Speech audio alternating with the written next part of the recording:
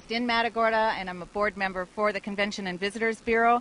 And we are, as Mitch said, so excited that you guys chose our beach to land, and we're going to do our best to help you grow the event. We're so happy to be here. Thank you for having us. Hey, good morning. Hi. And welcome GT300. We appreciate you being here. I'm here in about, 10 minutes or so? 3 minutes? Oh, 30 minutes. Okay, cool. So, yeah, we do have some time. And, enjoy yourselves. Go talk to the sailors. They're great people. So Thank you so much. No Enjoy worries. it. Thank you. Have a great one, guys. Thank you. So much. Nice to Yeah, meet you. good to meet you guys as well. All right, Matagorda, Texas. Here we are. It's a beautiful day. My name is Jeremy from Sail Revolution, and I've got my cohort right next to me here, John Williams. Hey, John, what's up? Good morning, Jeremy. Another fabulous day in Texas. We I'll can say. see we don't have near the overcast that we've had. No. It's quite a bit warmer this time of morning than it has been now that the sun is out, and we've already got a nice onshore, which is far better than what we were expecting. The forecast last night was for the wind to be way to the left, which would have been beating a little bit, kind of a tight reach. Right. And instead, we've got the onshore already, which means we may see kites again early. Absolutely. Good spin run down the coast, and of course this leg is a little shorter than the last two legs, about 70 miles plus or minus. Yeah. And Shorter legs, they've served me well in my life. yeah, me too. So yeah, we've got wind probably, onshore at about maybe, around 10 knots plus or minus. And it's just a beautiful day here at Matagorda. So we're looking forward to some sailboat racing, man. Yeah, me too. We've seen a little bit of shuffling in the fleet. Of course, if you're watching our Facebook page, you've seen the highlight reels. Jeremy did an awesome job with the highlight reels. you. Check out the amazing jet ski footage, the on-boat camera footage that we were able to collect from the fleet. It's really... it really gives you a better idea of what's going on out there. We can stand here on the beach and shoot the sterns of these boats as they go away every day. But I'll tell you what, getting that on-the-water perspective is really cool. And Absolutely. As we mentioned on the Facebook page this morning, the big mover you'll see in the number 2 spot here today is the guys that made a big move yesterday. They had a terrific run, and they kind of leapfrogged all the way from 5th place into 2nd place. That's Team Quicksilver. Great sailing by those guys yesterday. They were ecstatic when they hit the beach, having finished, in a high position, and great to watch those guys. Very appreciative of their sailing. Yeah, and it's of course John Tomko and Ian Billings of Two Wire Sailing sitting in the pole position. They have built up a remarkable lead. They've really put some time on the boats behind. About it, and in fact, he said he wanted to give Jay Glazer a hug last night. So I first don't day, blame him. Jay's pretty huggable. He's pretty huggable. Jay and Peasy, how are you? Hope you're watching. Glad to see you. I had to give him a shout out. Well, they're it's- two of the coolest people in multi-hull sailing, in sailing in general. Jay and Peasy, and I really like them a lot. Pretty much everybody who's still got an Acra 20 has been looking for a refresh on the sail plan, right? As the F-18 class has really pushed development in sails, every year one of the manufacturers come out with a new cut that they finally had to limit the top Right. to keep things from getting too crazy at the top of the sail. Right. But the I-20 that became the NACRA 20, the head of that sail really is pretty small. More like the Tiger was, the SX on the Tiger. Right. So the evolution of that sail shape kind of froze with the NACRA 20 stock boat Yep. and really hasn't moved forward. Now we have seen some sailors like Mark Smith in the Panhandle, Todd Hart in the Carolinas. Right. We've seen guys try to give that that sail plan a little bit of a refresh to keep the boat evolving. Yeah, modernize the sail plan, modernize the rigging, modernize some of the controls and all of that. And what do you think, man? I mean, the bottom line, I hate to be negative about it, right? They're not making the NACRA 20 anymore, so these guys are sailing pretty old boats, so. Yeah, you could refresh the platform. Right. There are some things you can do to put some stiffness back in the platform. Yep. But you're right. Once a boat is no longer in production, the NACRA factory obviously has turned its attention to things like the Infusion Mark II. Right. The NACRA 17. Yep. They've made an entry into the F-16 market. Yep. So it's difficult for the NACRA 20 class to keep traction. I was really hoping to see a better turnout of NACRA 20s for this event because, as you and I know, it's the Cadillac.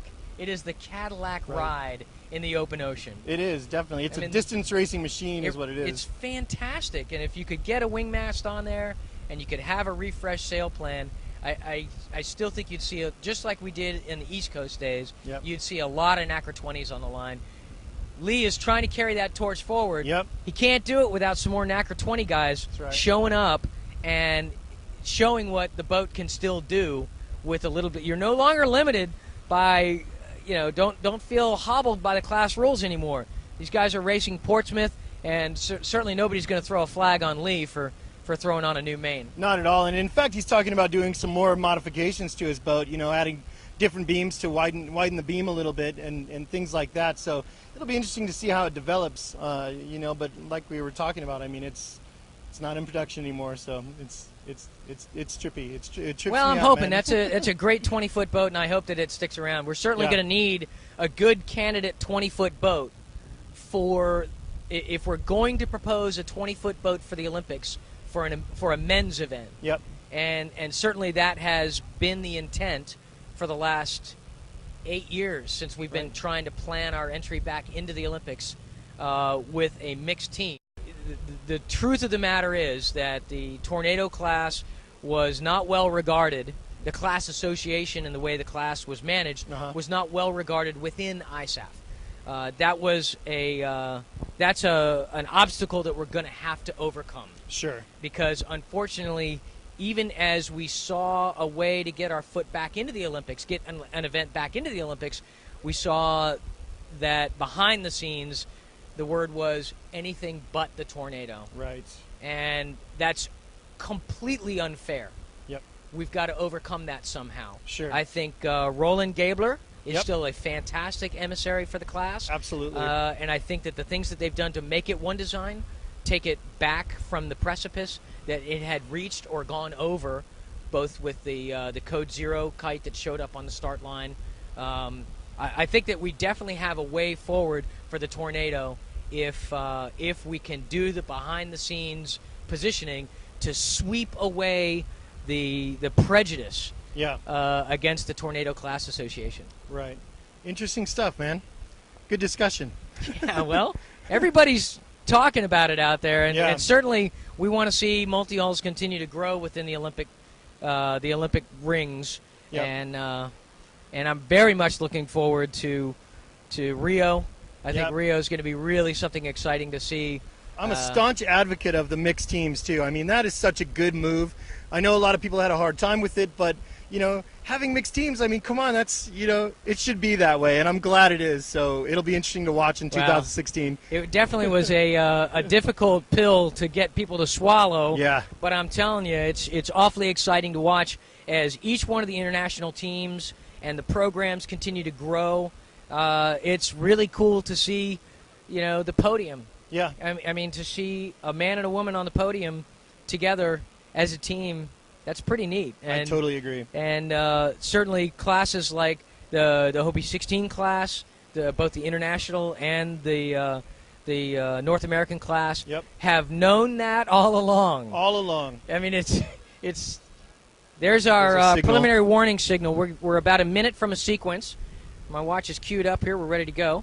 And teams, let's come back to Texas and let's talk about what's getting ready to happen here. You know who we haven't talked about as far as a team is Ingrid Backer and Aaron McCulley, Team Kihara. And they've been having a little bit of a hard time on the water the last couple of days. And, of course, during the practice races, they split the hull on their NACRA Infusion, which caused it to fill with water. So the boat that they were chartering 10 minutes. Had major damage. And they were able, however, to get a Hobie Tiger. The Great Texas Fleet was able to pool their resources, get it together, and get them a new Hobie Tiger. That boat, they didn't have any sailing time on, so they had some issues where it wasn't finely tuned.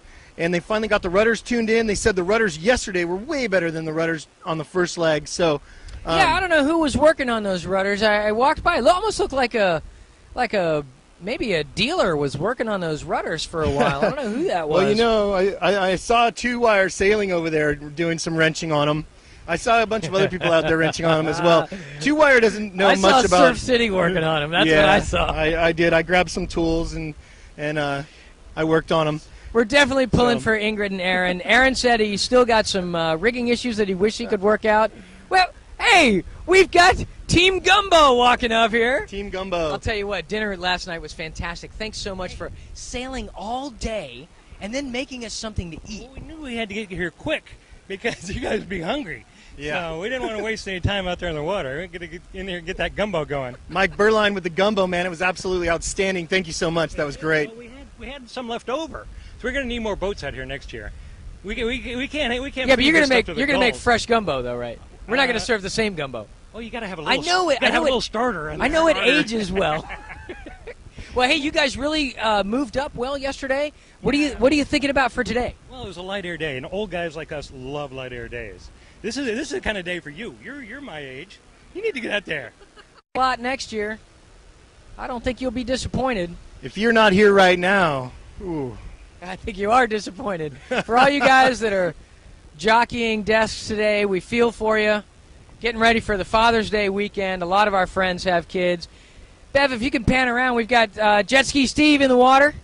He is on station, ready to go, feeling sprightly. We had some really cool footage from Steve that got worked into the highlight video. Of course, Jeremy, I know you had to cull through a lot of video to get those pearls, but I'll tell you, we wouldn't have those pearls if he wasn't out there with a camera on his head. That's right. It takes effort from a lot of different directions to get a few minutes of video. And the guy, you know, he's brought his own truck, his own jet skis, just to help support the event.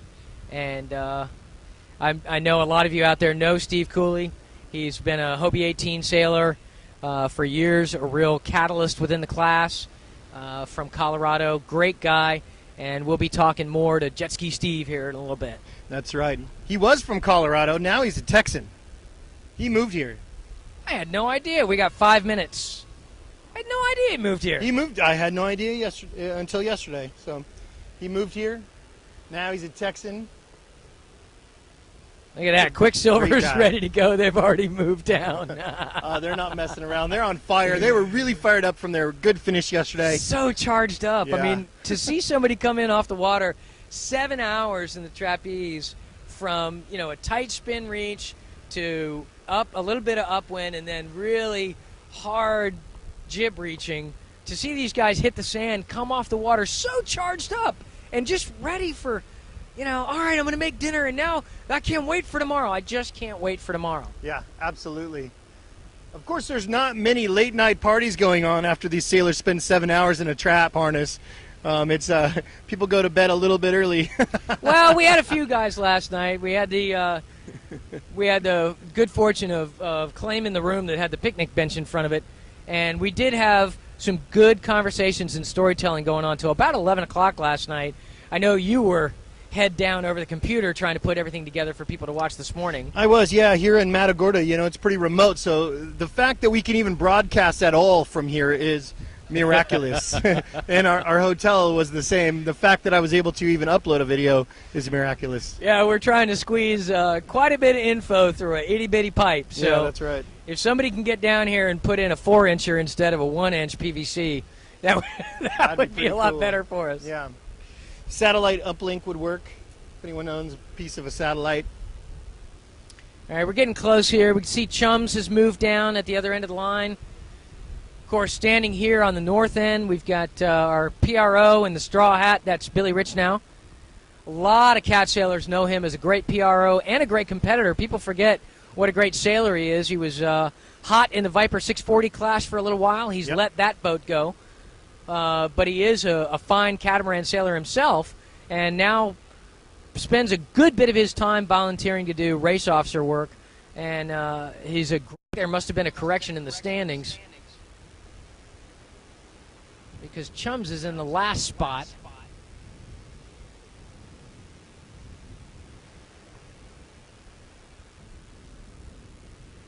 I thought he was second to last today.